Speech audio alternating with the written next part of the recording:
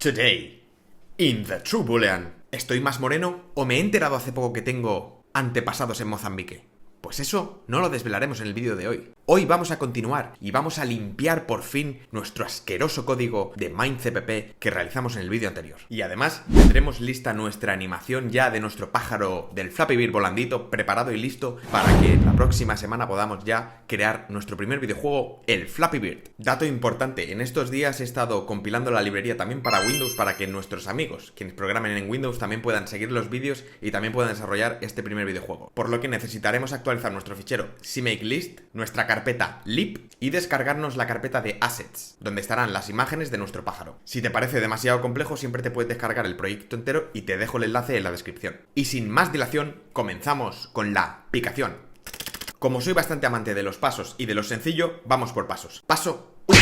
Vamos a crear una clase en la que en su constructor se va a encargar de inicializar tanto SDL como SDLImage y en su destructor se va a encargar de cerrar tanto uno como el otro. De esta manera no nos tendremos que preocupar y nos bastará con simplemente instanciar una clase de este objeto. Por simplicidad, en cada una de las inicializaciones he añadido yo mismo los flags que vamos a utilizar, pero sería fantástico que si te apetece lo pusieras por parámetro y lo recibiera el constructor de esta clase. Paso 2. Creamos una clase engine que se va a encargar de utilizar este inicializador y además de crear tanto la ventana como el renderizador. Esta clase también tendrá los métodos para poder encenderla, para poder renderizar y para poder manejar los eventos. Vamos a utilizar Smart Pointers y en cada uno de ellos podremos inicializar tanto la ventana como el renderizador y en su instanciación podremos pasarle por parámetro la función que queremos que se llame cuando este objeto se destruya. De esta manera nos podremos despreocupar de tener que cerrar nosotros mismos la ventana o de tener que cerrar nosotros mismos el renderizador. Y en el método de run simplemente lo que vamos a hacer es mostrar la ventana y poner el famoso bucle infinito para gestionar tanto los eventos como el renderizado de la pantalla. Paso 3. Ahora se viene el momento gustazo, ese momento en el que coges la cuchara, la primera cucharada para darle a tu postre de chocolate y te la metes en la boca. Pues vamos a realizar lo mismo, porque nos vamos a ir a nuestro fichero mine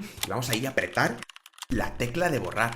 Y vamos a borrar todo el código para dejar solamente 2 líneas. Fíjate qué guapo ha quedado todo. Paso 4. Ahora de alguna manera necesitamos inyectar nuestro juego para que se pueda renderizar sin la necesidad de cada vez tener que modificar la clase engine. ¿Cómo hacemos esto? Vamos a crear una interfaz iGame en la que obligaremos a cada clase que herede de ella a sobreescribir ciertos métodos que serán llamados desde el propio engine una vez se inyecte esta clase a través del método run. Así dará igual el juego que creemos mañana, que simplemente heredando esta clase e inyectándola funcionará correctamente. Así que vamos a crear esta interfaz. Tendrá un método para comenzar el juego, para actualizarse pasándole por parámetro el famoso DT o Delta Time, muy conocido en los videojuegos y que es simplemente los milisegundos que transcurren entre un frame y otro, es decir, entre una vuelta y la siguiente del loop. Y por último, el método de render. Inyectamos esta clase en el engine y calculamos el tiempo entre frames, de tal manera que se lo podamos pasar al método update. Hay una cosa que cabe destacar aquí y es importante, porque este bucle se va a ejecutar más rápido cuanto mejor sea tu ordenador. Es decir, si tienes un pepinazo de ordenador, tu juego irá más rápido que el juego del vecino que tiene un ordenador de madera. Y esto en este caso no es un súper problema, porque estamos practicando y lo vamos a dejar sencillo de momento, pero imagínate en el Call of Duty, si tu juego se actualizase más rápido que el juego de otra persona, te habrían, por ejemplo, matado o tú te habrías cargado a alguien y esa persona ni siquiera se habría enterado, en su ordenador ni siquiera aparecería. Entonces hay que tenerlo en cuenta. Ahora en nuestro MineCPP vamos a crear rápidamente un juego que herede de esta clase y vamos a sobreescribir los métodos. ¿Qué? ¿Ahora qué? ¿No está más guapo todavía el MineCPP? Paso 5. Ahora vamos a seguir con el caldo de cultivo, con el suculento. Es decir, vamos a crear nuestra clase Texture Manager que se va a encargar de cargar las imágenes y de permitirnos obtenerlas. En esta clase vamos a tener un par de alias porque si no, con C++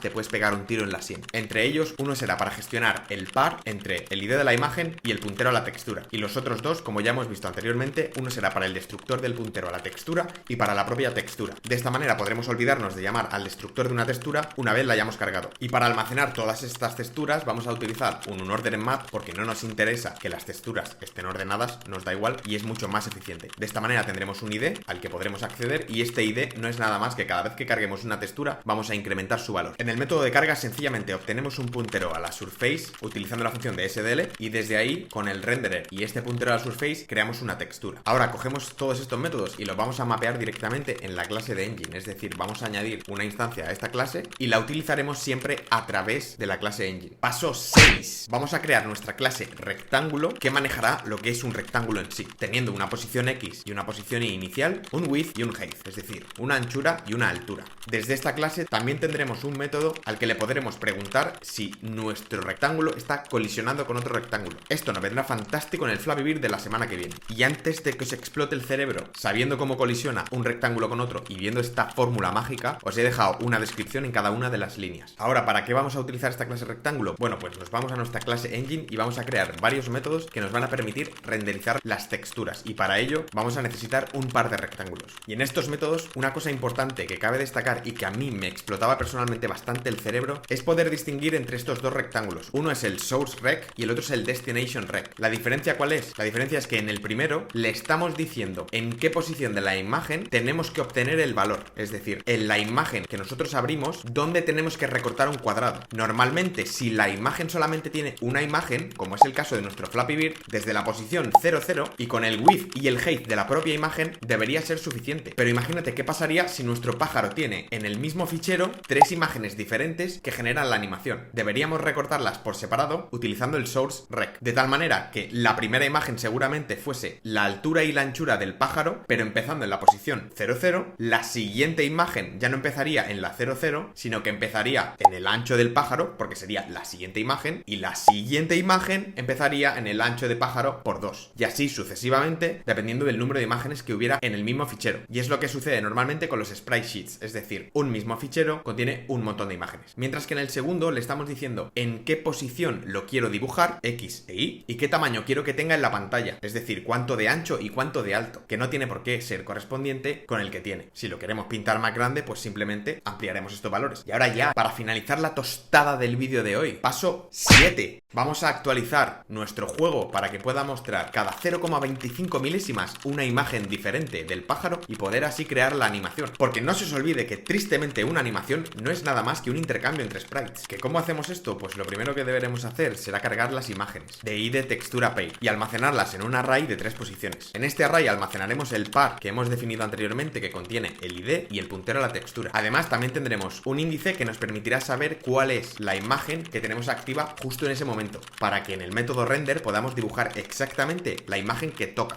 Y en el método update simplemente iremos incrementando este índice cada vez que pasen 0,25 milisegundos. Ya sé que el incremento puede parecer que está escrito un poco en chino, pero lo que estamos haciendo es simplemente incrementar el valor del índice de tal manera que si se pasa del valor disponible, que en nuestro caso es del tamaño del array, lo que está haciendo es traducir ese número al universo de los números del 0, 1 y 2. De tal manera que, si por ejemplo obtenemos un 3, 3 traducido al universo del 0, 1, 2 se correspondería con el 0. El 4 se correspondería con el 1. ¿Y por qué? Porque para hacer esta traducción lo que estamos haciendo es hacer el módulo, es decir, obtener el resto entre la división. De tal manera que 3 entre 3 sería 0, es decir, el número 3 nos daría el índice 0. El número 4, 4 entre 3 es 1 y de resto me da 1. Por lo tanto, el 4 sería el 1. Y ahora ya, si compilamos y ejecutamos, podemos ver por pantalla nuestro pajarito volar. Y esto sería todo para el cerebro frito de hoy. So, tomorrow, in the True Boolean.